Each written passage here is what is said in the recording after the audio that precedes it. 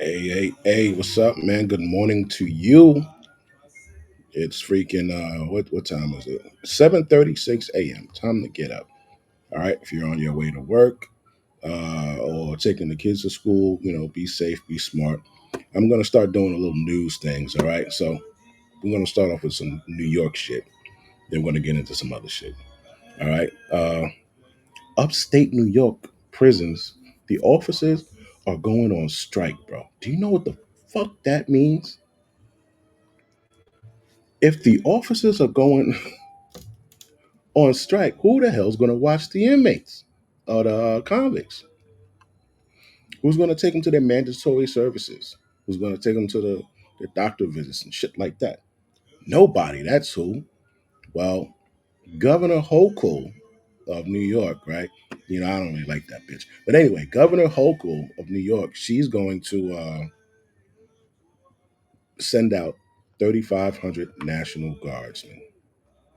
Now, these National Guardsmen, they don't know what the fuck's going on. I don't think they know how to run a state prison. I don't know if they can't even let them in with their firearms, bro. This shit's gonna get nasty, dog. Let's see what they're talking about.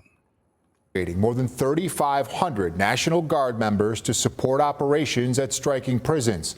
The number of facilities with employees on the picket line tonight now up to 30. That's according to the union representing these officers, and that includes 5 state prisons right here in Western New York. Now, if you're just joining our strike coverage tonight, let's get you caught up to date. Hundreds of corrections officers first walked off the job Monday following a multi-day lockdown at Collins Correctional in southern Erie County. Now, on its third day, dozens of facilities have joined, and officers have a long list of demands before they say they'll return to work. And among them, no staffing reductions and a reversal of the HALT Act, which limits the use of solitary confinement areas. All right, now that why? You see that why? Why are they doing this? Because no staffing reductions and reversal of the HALT Act. Now, I used to work at Rikers. I was a CEO for like 13 years over there. That no staff, that staff reduction shit is real, bro. All right. So take an example, like for example, say you have to run rec, right? You got to send these motherfuckers to go and get their hour of exercise and sunlight and all of that shit. Well, maybe you need about, let's say you need 8 officers to run rec all day, right? You need some to go pick up the inmates and take them back. You need some to stand outside and watch the areas for fights or for cuttings and stabbings and all that shit. You need somebody to supervise it. You need somebody with the fucking MK9 or the emergency equipment that you would need to deploy in case a little riot or a fight breaks out, right? Well, say you need 8 motherfuckers for that. They'll make you do it with 3, bro. They'll make you do it with 3. They'll give you a captain, that's the supervisor, and they'll give him 3 officers. So what the fuck, bro? That's when it becomes a dangerous situation. You may have units who don't like each other going to wreck, but they won't pop off, meaning they won't do anything because, of the staff, right? But maybe one day they say, yo, man, they only got 3 motherfuckers here instead of 8. Them 3, you know what? When they go over there to watch the other 2 units, we're gonna do X, Y, Z, da da da, right? So this is the type of situations that are created from low staffing. Maybe going to the visit. Some people go see their family members, right? And they're waiting hours to see their family member. Why? Well, because they reduced the staff. So now you got 2 motherfuckers walking around 10 buildings to bring motherfuckers back and forth, back and forth, back and forth, back and forth. And if you've been to go visit, if you've been to any facility to see your loved ones, how many people are there to see their loved ones? Now, when you go, sometimes them motherfuckers ain't even ready, bro. Yo, tell them come back in 5 minutes. Tell them come back in 10 minutes. Nigga, what? Come back in 5, 10 minutes? Like it's just crazy, bro. It's crazy, and a lot of the times, some of your family members. they aid in that bullshit. You know, maybe the officer yelled out, "Yo, 3 cell, you get ready for the VI." Well, you got 3 cell who was watching something or playing a game of dominoes or spades, and he was like, "All right, all right, all right." Then when the escort officer shows up, 3 cell's not ready.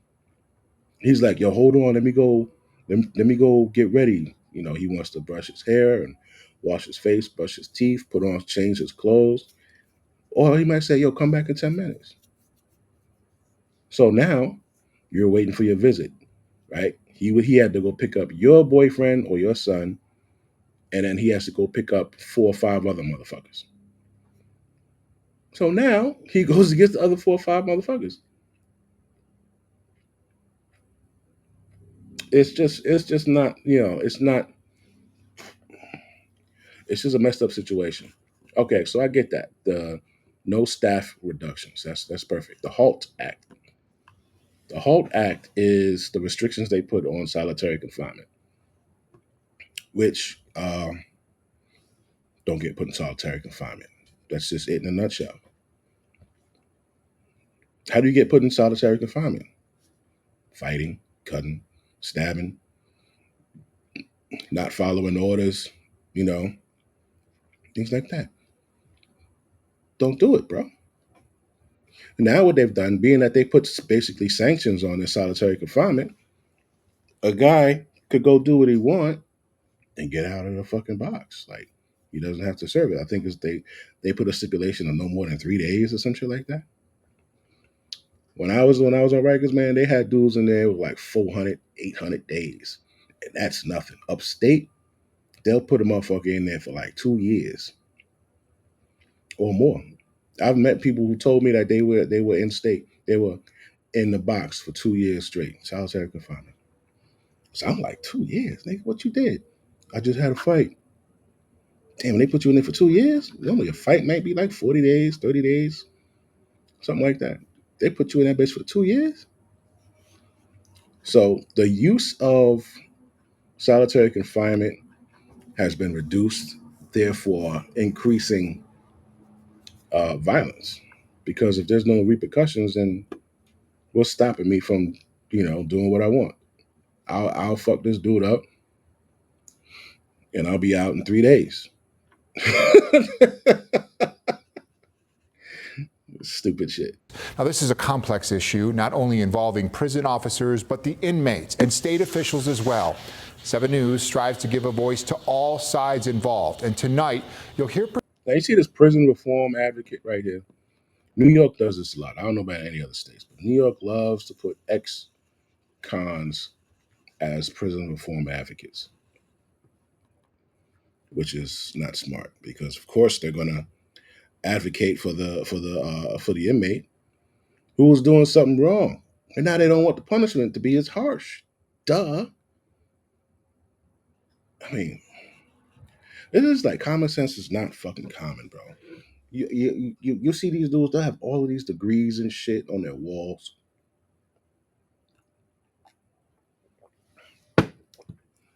Right? These lawmakers and shit, they'll have all these degrees on their walls. They're fucking dumb as fuck, bro. No real world, real life experience in that prison shit. Perspective from each of these groups from our crews at Collins and Attica State Prisons. We begin tonight with 7 News reporter Derek Hyde live at Collins once again for us. Derek. That's right, Jeff. We're going on 3 days now here in Collins and just outside of Collins Correctional here at this illegal strike. And now they have a very specific message for a very specific political leader. One now retired corrections officer telling me he finally had enough of this job just a few weeks ago. I'm surprised it didn't happen sooner. Alan Russo was a correction officer at Collins Correctional for 28 years until he retired this past December. The working conditions in there are deplorable. He tells me there's 2 main reasons his former coworkers went on strike. The HALT Act limiting solitary confinement usage in prisons. Due to the HALT bill, there's no repercussions for the inmates' actions anymore. And a lack of staffing. In 2024, how much overtime did you work? Just under 3,000 hours of overtime in 1 year. How does that even happen? There's no one else left to work. They finally had to take... My man. 3,000 hours of overtime in 1 year. That's nuts. That's more than 80 hours. Is that 80 hours a week? Let me see. 60 hours a week. That means that's just extra 20 hours. So 20 hours a week overtime. Bro, that's fucking crazy. Just got an alert. What is this? Former New York City Governor Cuomo to announce to run for New York City mayor by end of the month. Fucking Cuomo. He looks bad as shit too. This is crazy. Well, matters into their own hands. And I salute these men and women for standing here and holding the line. Now on day 3 of illegally striking outside of Collins without their union's support, these COs now have a friend. It's time that Governor Hochul wake the hell up. Republican Congressman Nick Langworthy. So Governor Hochul, do your job. yo, there ain't no black guys out there. This is Brad talking. And Brad said he had a fucking enough. He said, bitch, you need to make something happen. Well, the only thing she make it happen is she fucking calling the National Guard. Job, understand you can't take the New York State Corrections officers for granted anymore. And he believes only Governor Kathy Hochul has the power to put a stop on the HALT Act. Repeal it. Call a special session, emergency session, go in there and repeal it and let them do their jobs again. Right. I mean, it's not magic. Meantime, the governor speaking on this issue from across the state. I will not allow this chaos to continue. My administration and I have been and will continue meeting with union leadership to resolve this situation immediately. I'm told those meetings are ongoing. The governor did not mention the HALT Act in this statement. I am directing everyone involved in these unlawful strikes to stop these actions immediately. Legal action has already commenced to ensure compliance. Legal action has already commenced to ensure compliance.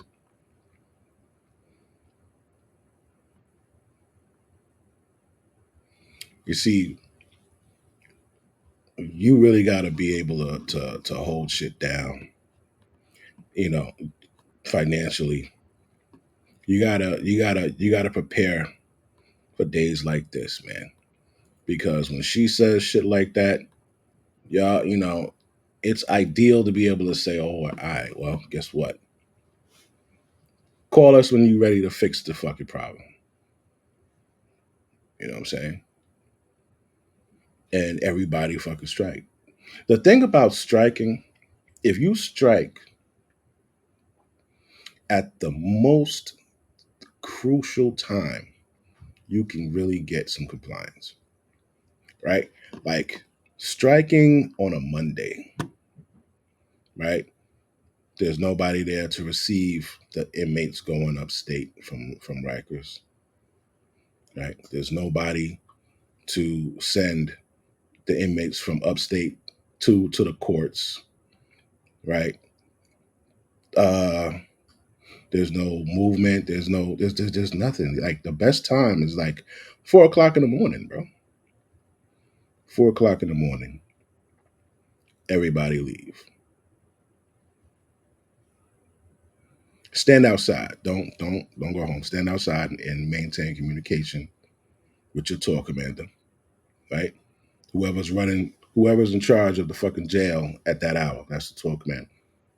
You maintain communication with them, right? The tour commander, the control room. You say, hey, yo, listen, tell the tour commander to wake Hochul ass up and tell her we're not going back to post until they stop reducing staff and get rid of that fucking HALT Act. We want niggas in the bang who's supposed to go in the bang. We want them in the bang today. But by fucking 8 o'clock, we want to be walking motherfuckers to the bang. And just hang the phone up, bro. That's it, bro. But you guys got to be financially backed for that. If you had a friend who was a fucking millionaire, and could fund you guys, You say, all right, let's see. How much are you guys making a year? Well, it's about 30 of us. They said 30 on the line. So it's 30 of us. Say we all get about 70 grand a year, right? So that's what, 70 grand a year times 30. That is $270,000. No, I'm sorry, 2.7, uh, $2.7 million, some shit like that. Yo, I got you guys, man. But don't go out there, make that demand. Don't tell nobody that I got you. Damn, I hope I ain't quote the wrong amount. Let me see. I got my calculator. All right, so 30 guys, each making 70 grand, 210, $2.1 million. All right, $2.1 million. You say, y'all got you guys. I'll give you the 70 cash. You just gotta get a job within that time. If push comes to shove. Like you need backing, bro. You need somebody to hold you down. Because I know you guys didn't save up 70,000. You can't save up 70,000 on a $70,000 fucking salary. You pay your taxes. You take half of that bitch out. You working probably around $42,000. So, listen, man. I stand with you. It just shows that there's people in government and people in our community that care about the people that work in these facilities. Do what's right. Do your jobs. The governor. Oh, see, yeah, that's why you need your niggas to hold you down. Did you hear this bitch? Did you hear her? The nerve. The Community that care about the people that work in these facilities. Do what's right. Do your jobs. Oh, this hoe here. Mm-mm. Oh man, you niggas, we need to shut down all of New York behind that shit. Yeah, you need fucking Rikers, all of the New York state facilities. You need fucking NYPD say, yo, listen, bitch, you need to apologize to them. Apologize to them, or we will cripple your motherfucking city. MTA, everybody. Y'all need to learn how to hold these motherfuckers hostage. See, that's the thing. There's no unity, right? If they had unity, If they had the union boss, like a union boss Don or some shit, and he'll be like, "Yo, man, tell everybody in your agency not to go to work tomorrow, and to report down at City Hall." How many motherfuckers go report down to City Hall? And you say, "Yo, you need to issue them a public apology because you spoke down to them, like you was the one who really run shit. You don't run shit. You need to apologize to them now." And as far as their needs, you need to come to a decision about their fucking needs now. You know, and it's not so far fetched. You just need people to work together, bro. You know what I'm saying? If you got that much power where you can stop all of New York, bro, that shit will be stopped. It ain't even going to take 3 days, bro. Nothing's running. Nothing. Niggas ain't going to work. Ain't nobody drive. Ain't nothing, bro. A crime going on, a fire or something, it ain't nothing moving. They held your city hostage because you talked down to them. Be nice. Just don't be a bitch. That's all. You can still say, listen, man, I'm not going to be able to do that. Please go back to work. I got legal issues already taking place. Just come on, guys. Please just go back to work. Something, don't say do what's right. Do your jobs. Who the fuck are you talking to? The governor doesn't care. She's not here. Man, that bitch ain't going up. I ain't gonna lie, I wouldn't go up to. What's she gonna be there for though, bro? Honestly, what the fuck she going up there for? Nigga, we got FaceTime. Why the fuck am I driving hours upstate to talk to some angry motherfuckers? Come on, man. You gotta use your head, bro. You gotta use your head, bro. Come on. Listen, she's not coming up there. I wouldn't come up there. I will FaceTime somebody and say, yo, what's up? Talk to me. No, you're not here. Motherfucker, you got me right here in your hand, bitch. What do you want? Are you gonna do this? We could talk about it. You know what I'm saying? But like, she's not coming down there. I wouldn't come down there.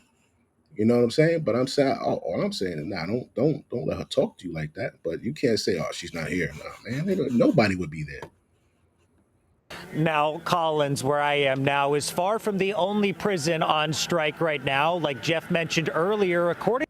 But I know what they're doing. I know what you're doing, Brad. You waiting for Trump to get wind of this shit, ain't you? I know you are. Good luck to you, man. Good luck to you, man. Let's see what happens. According to the Corrections Officers Union, there's about 30 of those prisons statewide. My colleague Michael Schwartz out at Attica sharing the voices of more corrections officers out at another prison.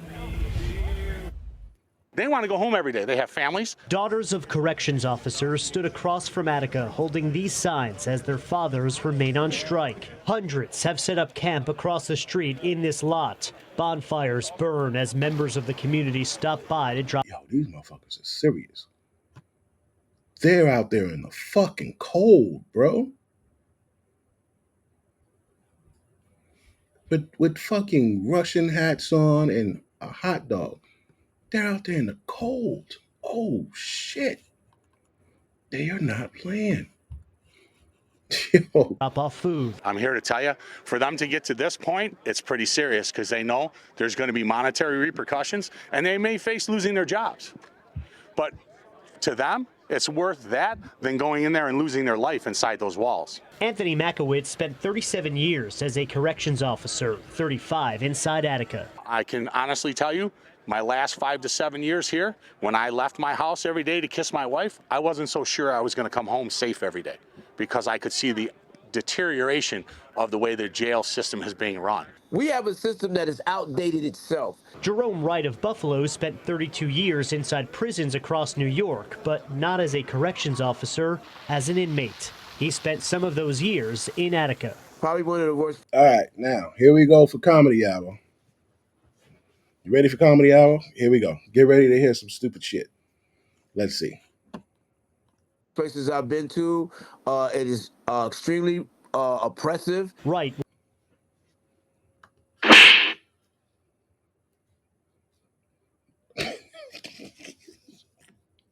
Really? Prison is extremely oppressive. No shit, man.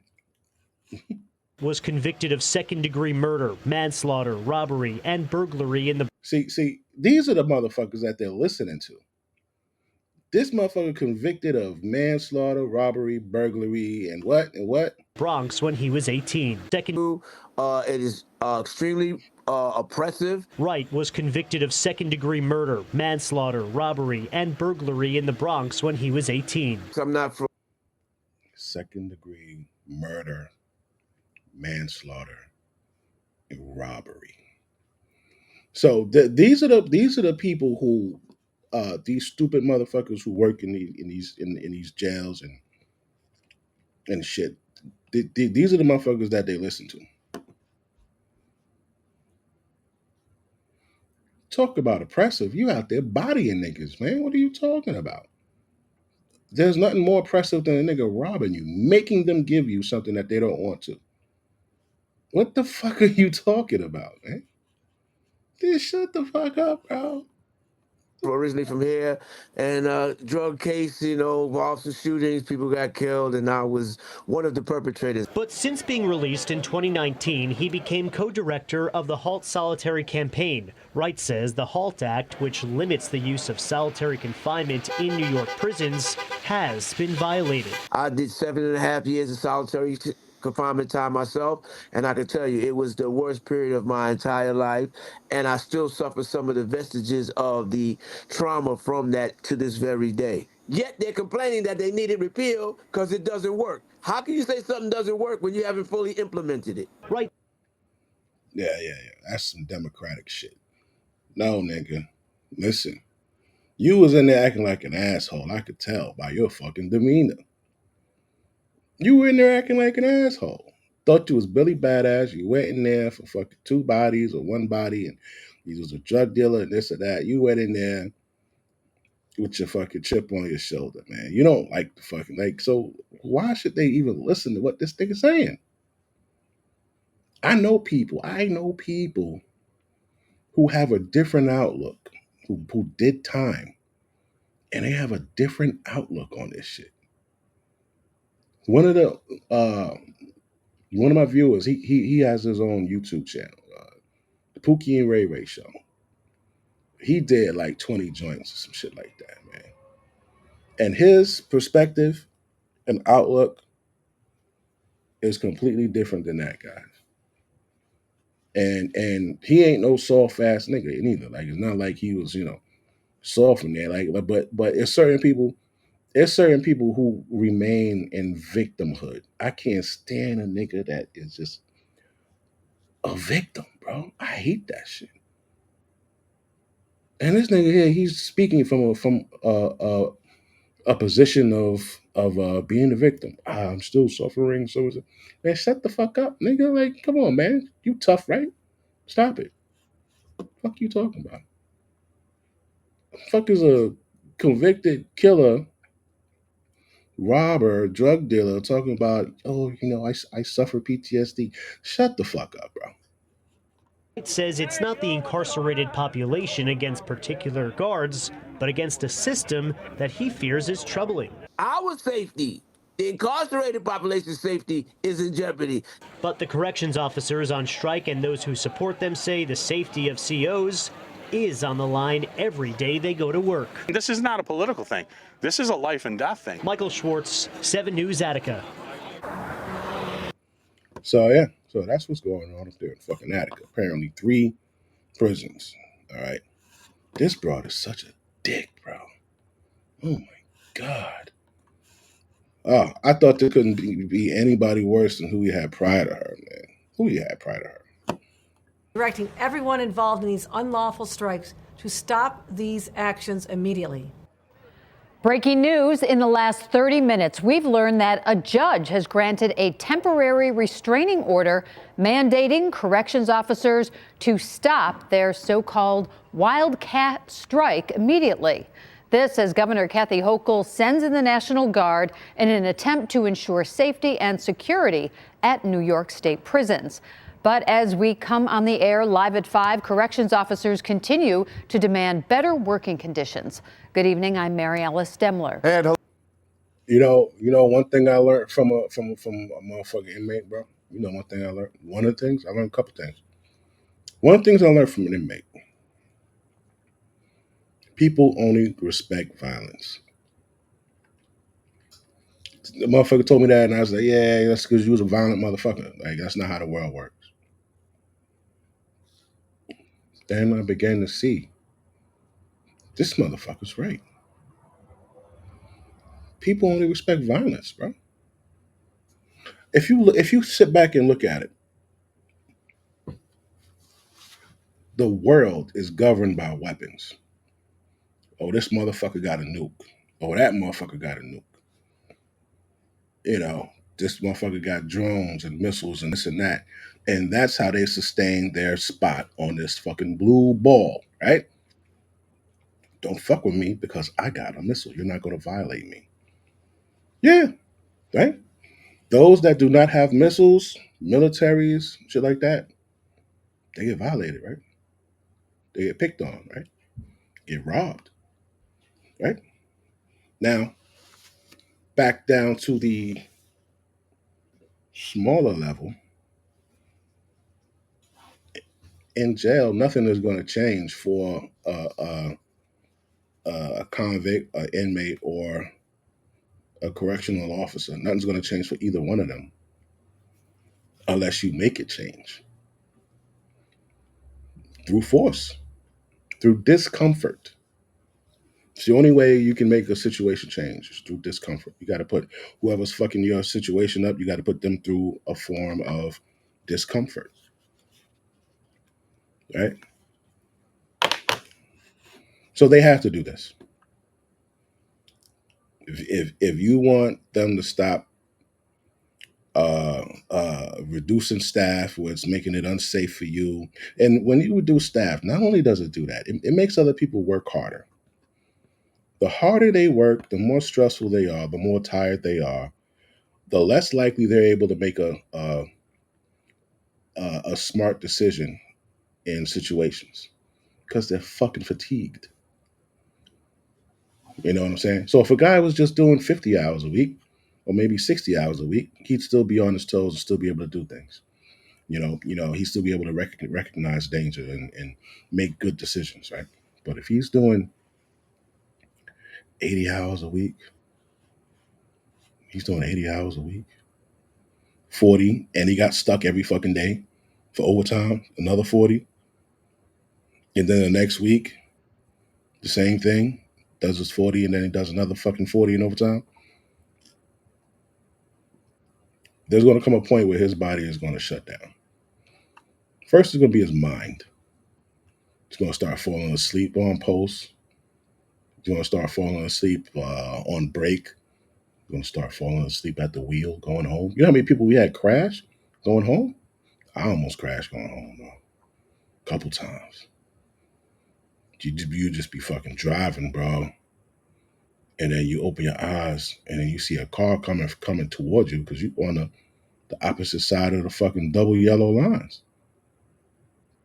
Yeah, man. I remember I almost went up. I was going off a ramp. I almost went up the fucking ramp. I fucking closed my eyes right at the... Bro. Shit's crazy. But the only way for them to stop that is to cause discomfort through the city. And they actually need more help. They actually need more help. This isn't enough. This isn't putting... this is just making them look. It's making them angry. You need to make them like, oh, shit. You gotta make them feel like that.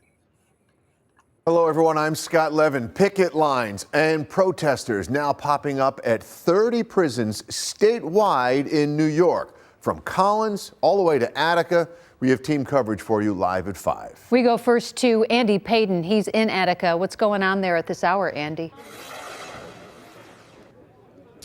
Yeah, well, Scott and Marianas, I can tell you those demonstrations very much still going on here, as you can see, as you mentioned there. This one here in Attica, just one of several that we've seen all across the state and even here in Western New York just over the past few days here.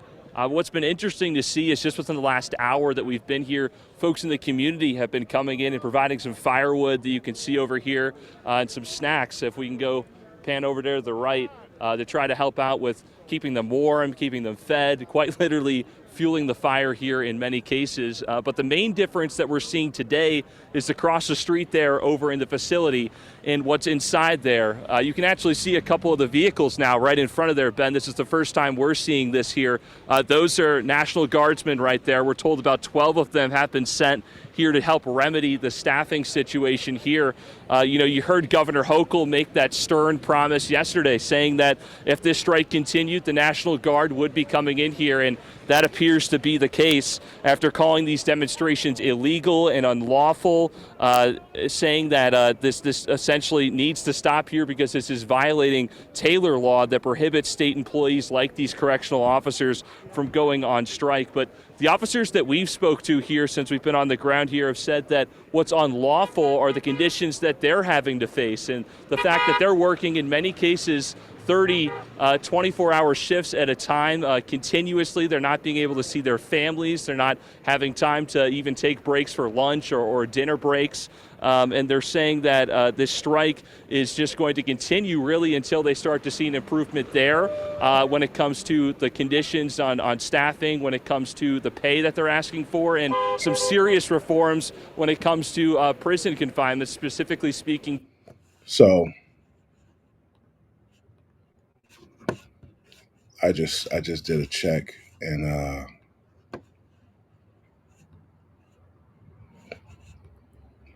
I thought it was just these three.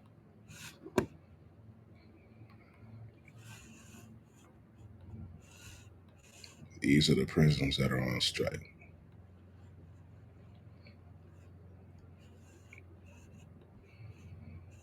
One, 2, 3, 4, 5, 6, 7, 8, 9, 10, 11, 12, 13, 14, 15, 16, 17, 18, 20, 21. Green, Clinton. What about Auburn, Cayuga, 5.60. Marcy, Franklin, Bear, Hill, ooh. Coxsackie, Clinton. They don't got downstate on there. Wow. Fucking wow, kid. They're not playing. They are not playing with them.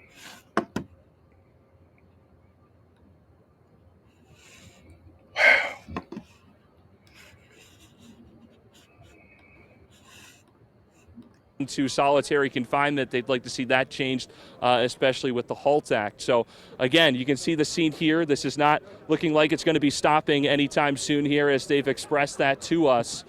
We did just hear a short time ago from the union for these correctional officers who have condemned this. They said they don't approve this at all. They're working with the governor to try and remedy the situation here and see if they can reach some sort of agreement. But I want to send it over to my colleague now, Alyssa Clausell, who's going to continue our team coverage from Collins Correctional. Let's send it over to Alyssa now. These correctional officers behind me have now been standing in below freezing temperatures for 3 days in a strike that now has the attention of local lawmakers. Congressman Nick Langworthy today joining the picket line outside of Collins Correctional Facility and emphasizing the calls being made by corrections officers across the state, asking for better work conditions. As of this morning, corrections officers have said there are now over 30 facilities across the state taking part in what is considered an illegal strike according to state law. And in addition to better work. Now, you have to do this. This is necessary. You have to, or you're going to be going through the same shit decade after decade, bro. At some point, somebody's got to say, "Yo, fuck it, man.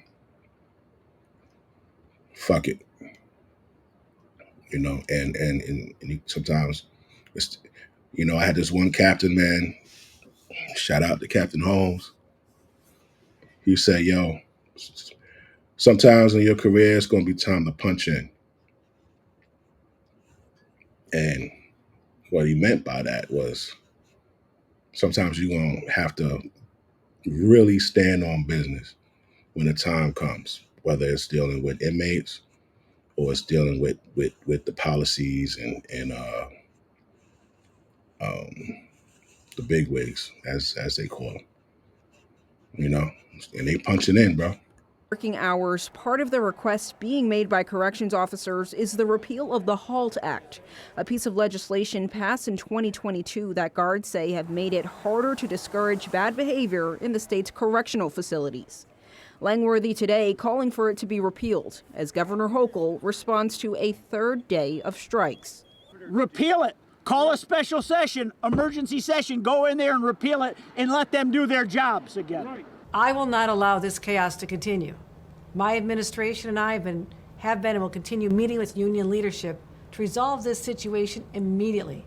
As these pickets continue, there are officers inside of correctional facilities like Collins who union leaders tell me have been inside for days as these facilities seemingly attempt to hold on to as many officers as they can to fill the obvious gaps in staffing. We have been inside. Hold on, I'm gonna make this let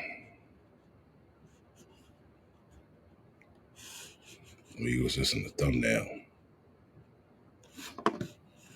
I'll probably caption it, "Who's got bigger balls?" I'm gonna put her picture down at the bottom. For days as these facilities seemingly attempt to hold on to as many officers as they can to fill the obvious gaps in staffing increased by this job action. And we asked these corrections officers today how long they're willing to stand out here in these temperatures. They say as long as it takes. On your side at Collins Correctional Facility, Alyssa Clausell, Channel.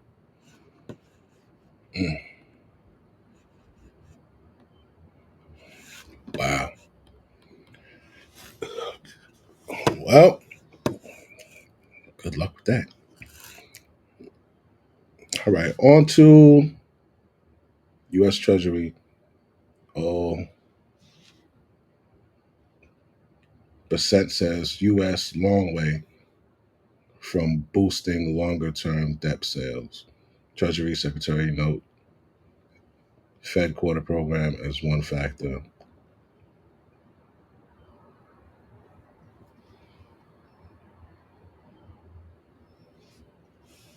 Uh, all right, moving on to other news. There was a young man on Instagram, and his post is going viral because he put the females on blast.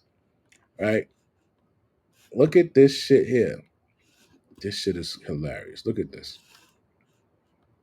I don't think like ladies understand. Like it's so easy to point y'all out, bro. Like I'm looking at her story, right? All this designer, all this. I'm like, no, it can't be too good to be true. So this what we gonna do. We gonna screenshot this, right? Right. Well, it's already here. This Pinterest, by the way, y'all. Unfucking believable. Screenshot this one. I did that already. So what we gonna do is we gonna back out and click it. Let it do its little do. Oh my fucking God. Unbelievable. Let's screenshot this. Let's just screenshot that one. Let's search it up on here. Let's see what happened. Oh my fucking God. Oh my God. I don't think. So they're posting shit like something that they received, and it's just a straight picture from goddamn, bro. It says, I don't see no girls in these comments. Unfortunately, I don't see the females screaming, this is not true. Oh my God. Got me thinking I ain't shit whole time. They ain't shit. Oh shit.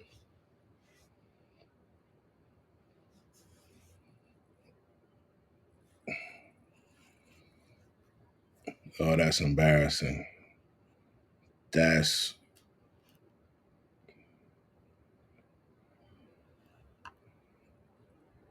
y'all real quiet now. Google Photos gang. Google Photos. Wow. I don't understand why anyone would do that. That's so embarrassing. That's crazy. That's crazy. That's crazy. Now there's something else I want to show real quick before we get to a standoff situation. All right, so this is something you got to be on the lookout for too.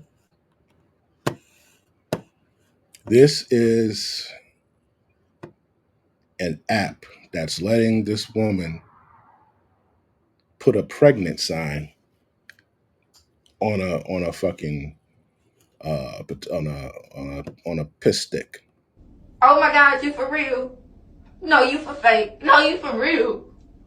You not be for real. Oh my God, you for real? No, you for fake. No, you for real. You not be for real. Oh my God, you for real? No, you for fake. So wow. New scam just dropped. Be safe though. Wait, y'all want the fake pregnancy. How the fuck did the next 9 months finna play out? Oh, they got 29 replies. That abortion. You right, but that sonogram going to get shit lit. To get the goofy to take care of a child financially with go to court to sue. I can't read goddamn ebonics. All right. Okay, next one. There's a picture of a lady here. All right. This lady, they're saying that she killed her boyfriend uh, over breakfast. Let's see what they're talking about here. I'm going to refresh this. All right, so that's the chick right there. Woman kills boyfriend over breakfast after he gets upset with her for eating too much while they're on a budget. Let's see. This woman took the life of her boyfriend because he told her they need to be financially responsible.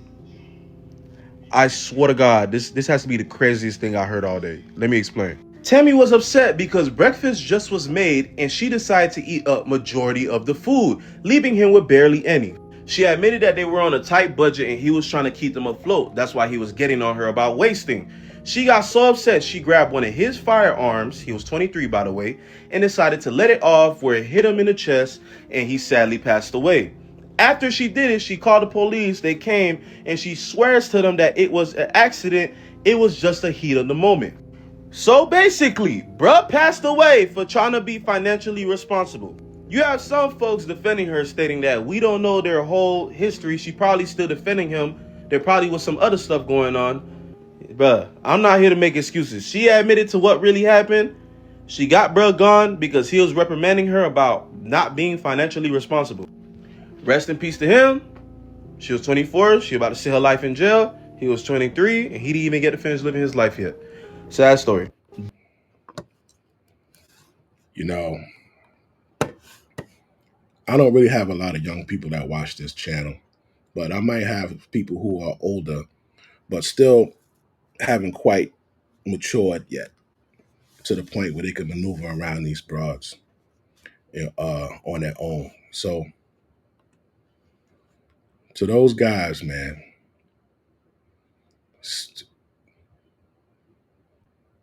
no.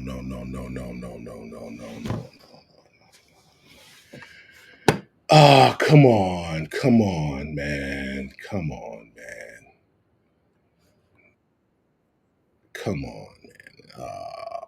Fuck, I can't do this news shit. Gonna make a quick detour. So I just saw something. Let me see. What is this here? What is this? Let's look at this. Officials with Children's Protective Services miss blaring warnings that could have saved the life of a 9-year-old Detroit boy. His remains were found buried in a backyard at a home in January. The boy's mother was charged with his murder on February 5th. 7 investigator Ross Jones is revealing internal CPS records, raising serious questions about what officials did and did not do when they heard alarming claims about the child's safety. We identified some human remains, someone small in stature. Extremely sad day. Curtains in Detroit was enough to shake even career police officers. The body of a child found buried in a shallow grave. This case is rather shocking. In my 27-year career, I don't remember seeing anything like this. It took days for officers to determine that the boy was 9-year-old Zamar King, murdered, prosecutors say, by his mother, Brandy Pierce. It's alleged that she purchased a shovel. She bound him by tying his hands and feet together. She then put him in this hole and covered him with dirt. But as unspeakable as the alleged crime was, it did not come out of nowhere. It's just a train wreck that's going to happen, right? You just see it coming, and they don't do anything about it. By law, records from Children's Protective Services are guarded closely, even after a child dies. But we've obtained internal CPS records that show state employees were warned for years that Zamar was in danger. At least 4 times, records show, Brandy Pierce was the subject of CPS complaints. The first coming in 2015, after Pierce admitted to marijuana and alcohol use during her first trimester. It happened, she said, before she decided to keep Zamar. There were complaints in 2019 and 2021, both alleging that Zamar had been left alone. The first time in the lobby of a Southfield apartment building, with Zamar telling police he did not know where he belonged. Police later made contact with a relative, and the complaint was denied. 2 years later, on a 78-degree day in May, Zamar was left alone in his mother's locked car for more than 90 minutes while she went to a doctor's appointment. She told police her son was a heavy sleeper and claimed doctors wouldn't let him into her appointment. It's the pattern, right? Here is a mom, again, where she's repeatedly reported by different people in the community. Frank Vandervoort is a law professor at the University of Michigan and a longtime child welfare advocate who said Pierce's pattern of behavior and the disclosure that she was receiving mental health services on an almost daily basis should have been a red flag to CPS. That suggests to me a very severe level of mental health need. So I'm troubled by that, and it raises more questions than it answers for us. The Macomb County prosecutor denied a warrant request for child abuse, saying there was insufficient evidence and CPS working with mom. CPS would close the case after performing a home visit, finding no safety hazards, enough food. CPS would close the sufficient evidence. Prosecutor denied.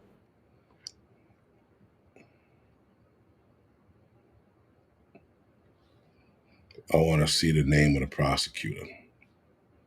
And I bet you it was a bitch. Denied a warrant request for child abuse, saying there was insufficient evidence and CPS working with mom. CPS would close the case after performing a home visit, finding no safety hazards, enough food, and suitable sleeping arrangements. Then, last April, came the fourth complaint to CPS. This time, Pierce would come here to this Plymouth Hospital emergency room, reporting she was anxious and depressed. Pierce told CPS she had a breakdown and felt herself going into a panic attack. She was questioning whether she should give up custody of one of her children. She'd been evicted from a motel. She said her car was repossessed. She was completely out of funds. Once she left the hospital, she and her kids would be sleeping on the street. On its own, how serious is that? Critical. This is a family with no place to live. She tells the caseworker, I can't sleep in my car, which suggests to me that she's been sleeping in her car at some points. But what Zamar told CPS was most alarming of all. He had not been to school in over a year, he said, and doesn't always have food to eat. He said his mother beat him with a belt, that she's choked him with her hands.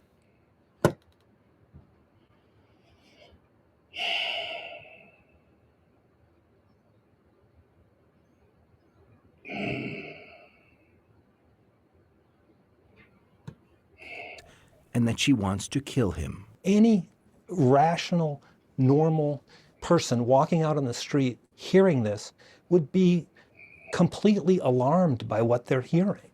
They would take action. They would call the police. But what CPS did, according to internal records, was close the case. The investigation found no preponderance of evidence of physical neglect. Pierce was provided with pamphlets connecting her with community services, and a note was added to follow up on her mental health appointments. 6 months later, after Zamar reported that his mother choked and wanted to kill him, prosecutors say she did. It's alleged that she killed him and that the cause of death found by the medical examiner was smothering and neck compression.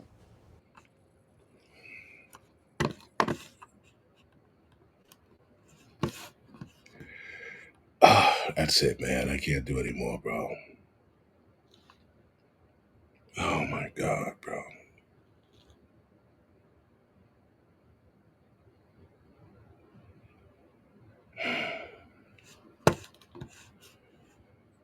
Oh.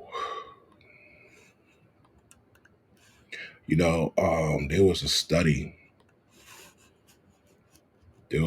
done a long time ago showing how mothers are far more violent than society wants to show. Right? Take a look at this article. Breaking the Science by Mark Rosenthal. Right? 71% of children killed by one parent are killed by their mothers. 60% of those victims are boys. The pink represents the female, 70.8%. Blue represents the father, the male, with 29.2%. And the statistics on this, look at this here. Child abuse and neglect, child fatalities. Right? The mother only. Child abuse and neglect, 1,452,000. Child fatalities, 1,704. Okay? The mother and the other. Look at how this shit drops. Mother and other, the child abuse and neglect drops by 1.2 million. It was 1.4 million by herself. It drops 1.2 million. It goes to 222,000. And that 1,700 murders dropped down to 500 murders, bro. All right. So, I mean, oh, wait. Now, when you look at the father as well, father alone, 661,000. That is a high number, but it is significantly lower than a female alone. And when he's joined with a partner, that 600,000 goes to 800, and that father father alone, that 800 child deaths. Father and other, that 661,000 goes down to 37,000, and that 859 goes down to 77. So this just goes to show you that mothers and fathers balance out the home for children. But this is a major problem. Women are the major predators when it comes to child abuse and fatalities, bro. Them. They don't need kids, bro. You guys got to stop giving them kids. It's not even about busting a nut no more. You got to wrap it up, because if you care about, it's your kid, bro. That's a little you. That's you that she going to be violating, bro. That's how you need to look at it. All right. Now this one here. Yeah, literally. I mean, I found out about this on my way into work this afternoon, and there are no words. I mean, this is absolutely horrific. This is by far, I think, one of the worst stories we've ever covered here at Fox 2. And I want to warn everybody out there that the details are very disturbing. If you think about the horrific ads you see on TV to spur donations for animals that have been abused or are living in terrible conditions, multiply that by 10. A horrible story of abuse and abandonment. Investigators say 3 kids were living in a condo on Lydia Lane in Pontiac for years, alone in horrific conditions. There was garbage, trash piled 3 and 4 feet high all through the house. It doesn't look like the toilet or the bathtub had been usable or workable for quite some time, primarily because of the feces and trash. I don't think they had basic hygiene knowledge of what to do. They hadn't been given hygiene products for years, toothbrushes, etc. A 15-year-old boy and 2 girls ages 12 and 13 in the House of Horrors since at least 2021, according to the Oakland County Sheriff's Office. Their mother or someone else would leave prepared food on the porch once a week. They had basically been locked in the house without any kind of guidance or basic hygiene or any kind of education for years. The kids were discovered Friday. The landlord called police and asked them to do a welfare check because he had not heard from the mother since December. We went to the house to check on what was going on there and had no idea that there were kids there, let alone kids in grave situation. Their 34-year-old mother arrested and being held at the Oakland County Jail. The children taken to an area hospital and are now in the care of a family member. We showed up at the house. The young boy did have communication with the mom and said the police were there, and she said hide. When we took the kids out of the house, they had difficulty walking because their toenails were so long. They hadn't had any grooming. Incredibly disheveled and unkempt, hair very matted, filthy.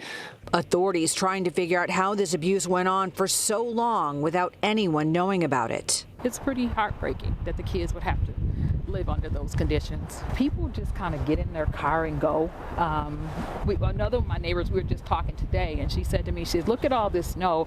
I don't see anybody out helping each other, shovel each other's snow. So I think people are just kind of just doing their own thing now and just kind of going in their places and closing the doors.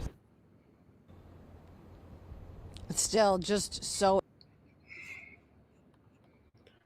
Wow. Yeah. Uh,